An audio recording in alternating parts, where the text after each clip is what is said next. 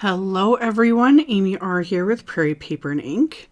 For my card today, I am using the Up, Up and Away stamp set again because I'm obsessed with it. And I thought today I would make a slimline card. So there are no set measurements for slimline cards, whereas, A2 is 4 1/4 by 5 1/2, A4 is this, etc., etc. With slimline, there's all kinds of measurements out there. I generally keep it easy and I slice a piece of 8 1/2 by 11 cardstock at 7 inches. And then I score it like I show here at 3 1/2 inches. So this ends up being 3 1/2 inches by 8 1/2 inches. And this will fit easily in a business envelope and it just works. So you can, again, you can fuddle with with those measurements and cut in different ways and make it, 9 inches by 4 and that sort of thing. I just found it's easier to do it this way. So I cut my card base and then I cut a piece of Ranger watercolor paper to around the same size. I'm going to cut it down in a bit, but it's, about the same size, roughly like 3 1/2 by 8 1/2. And then I put it in my waffle flower water media mat here just to kind of hold it a little better in place. And I have a whole bunch of Distress oxide inks and my mini ink blending tools because I want to create sort of a sunset sort of background with those. So I am going to heavily ink blend this ink onto the smooth side of this watercolor paper, starting with mustard seed along the bottom. And then I'm going to blend abandoned coral into that. I'll kind of go back and forth so that I can smooth out the blend between the colors, and it also kind of creates this pretty shade of orange. And then I've sped this up in editing. It still didn't take very long though, because oxide inks on the Ranger Distress watercolor paper just blend like butter. So for the top color, I use Seedless Preserves. And at this point I have a little bit of Post-it tape on my fingers just so I don't get fingerprints on this while I'm blending. And then I'm going to add just a bit of clean water and splatter that all over the background with a paintbrush. I let that sit for 15-20 seconds. Just kind of depends. Let it sit for a bit, and then I just use a paper towel to pick up that moisture, and then I get that gorgeous splatter effect. Love. So I'm going to have to set this aside to let it completely dry because the oxides do take longer to dry. So while it's doing that, I am going to white heat emboss the hot air balloons from the Up, Up and Away stamp set onto more Ranger watercolor paper, again using the smooth side.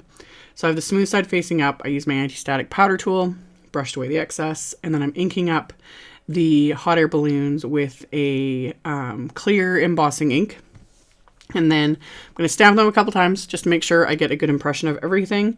And then I'm going to coat these with white embossing powder and melt that with my heat tool. So of course it looks white on white, nothing exciting. So I'm going to do that, and off camera I ended up doing a third, like another of the small ones, because I'm going to use that for the inside of the card. But for now, I just have the 2 hot air balloons.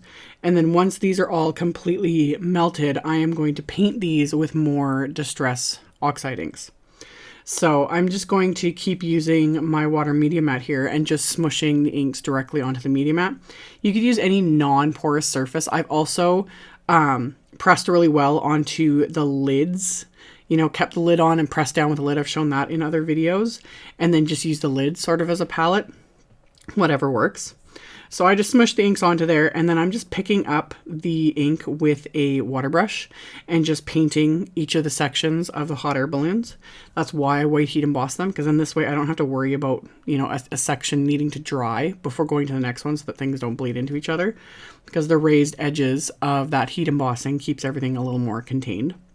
So I went with more sort of pastel-y colors, and I went with greens and purples and yellow just to give a nice contrast to what'll be the background. So I just painted each section with that water brush. And then with all of these, I did squeezed lemonade, shaded lilac, cracked pistachio, and peacock feathers. And then I just used the squeezed lemonade for the little basket on the hot air balloons as well. So got those completely painted in with the Distress oxide inks, and then I'm going to die cut them with the coordinating wafer dies. And like I said, I did a third one. So I die cut all of those, And then off camera, I also stamped, there's outline cloud images in the Up, Up and Away set. So I'd stamp those onto vellum and white heat emboss them as well, and then die cut them with the coordinating wafer dies. It's got a bunch of cute little clouds with vellum. And then I also die cut some white cardstock with more of the cloud dies from the Up, Up and Away coordinating set, as well as the large clouds wafer dies from Honeybee. So I've got just a pile of clouds here. So I've got all my clouds, I have my hot air balloons, and then I'm going to need to do some sentiments. So before I get to the sentiments though, one, I got to put away all these stamps because I'm using a couple stamp sets. I have all these dies, pieces of die cuts. I have a mess. That's just what happens. So I'm going to trim down the background now because it's fully dry. So I'm just going to trim it down to slightly smaller than the card. The card is, again, 3.5 by 8.5. So I trim this down to about 3.25 by 8.25, roughly. So that way there'll be a little bit of the white border of the card base. So I trim that down. I did fiddle and like kind of figure out where I'm going to place everything because, you know, I want all those clouds and hot air balloons, all that. So had a rough idea of what I was going to be doing. And then I pulled out some black cardstock and the coordinating blown away stamp set. And I lined up the sentiments that I wanted to use on the card onto this black cardstock. And I spaced the lower two apart because I'm going to die cut those. And then same thing. Anti-static powder tool, brush off the excess. I'm going to ink up the stamps with the clear embossing ink. And then stamp these onto the black cardstock. And then I'm going to white heat emboss these as well. So once these are stamped, and I like to stamp them twice, just because more often than not, especially when I'm sending multiples all on one piece, you know, you think you got it all and you missed it, and then you pour the embossing powder on and you see what you missed. So stamping it more than once usually helps. So after I stamped everything, coated it with that detail white embossing powder. And then I'm going to melt that with my heat tool, and always tilting it back and forth in the light to make sure everything is smooth and glossy and raised. If anything looks grainy or dull, it hasn't been melted. So again, another one of those things that if I'm not paying enough attention, I end up getting to the end of the card and have wiped off part of the embossing because I didn't melt it. So always tilting it back and forth in the light to make sure, because yeah, I almost always miss a spot. So I got that all melted, and then the top sentiment I'm just going to trim off with my paper trimmer. So I'm just going to line that up. That's why I lined up the sentiments straight right along the top, just to make it easy so I could quickly trim this down. So trim that one with my paper trimmer, and then the other two I'm using the coordinating wafer die set for the blown away stamp set. So I'm going to line up those wafer dies, tape them down with washi tape, and then run those through my die cut machine. So once I've got everything die cut, everything's stamped, everything's colored, the backgrounds are done, I've got a whole pile of die cuts here.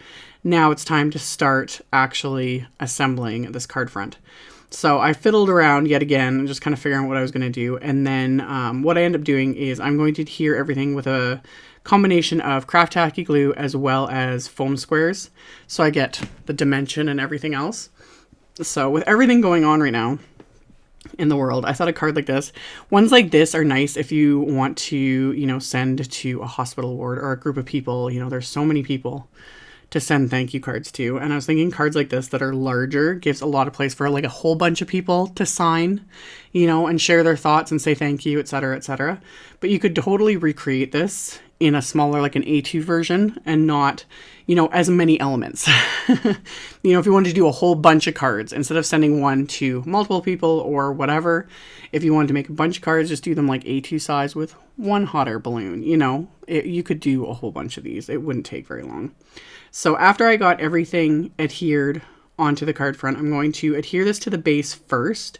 Then I'm going to flip this over and just trim off all the bits that are hanging off the edge with scissors, using the card base as my guide to trim all of that off. So just trimmed everything down. So then I've got my whole little scene here. And then on the inside, I'm going to adhere that blown away by your kindness sentiment, and then the third hot air balloon. So I'll get that adhered into place and then adhere the balloon. And then as a final bit of embellishment, I'm going to add some sequins. These are just some majestic clear sequins from Studio Katia. And the thing I like with sequins or any sort of embellishment is when you're dealing with vellum and adhering it, you can use the embellishments to hide any glue spots if you accidentally get any, because it shows through vellum. So I strategically placed a couple of the sequins to cover those up, and then it's good to go. Plus they have that bling that I love. So once I get these all adhered into place with the craft tacky glue and my embellishment wand, I like to, with sequins especially, make sure they're pressed down and flat so that they can adhere, and then they're good to go. So that finished off my card for today. As always, I will have a link below the video to the blog post. I'll have a supply list with links to all the supplies used if you want to check that out. Thank you all so much for watching and thumbs upping and commenting. All of it, I really appreciate it. And I will see you all very soon in the next video. Bye!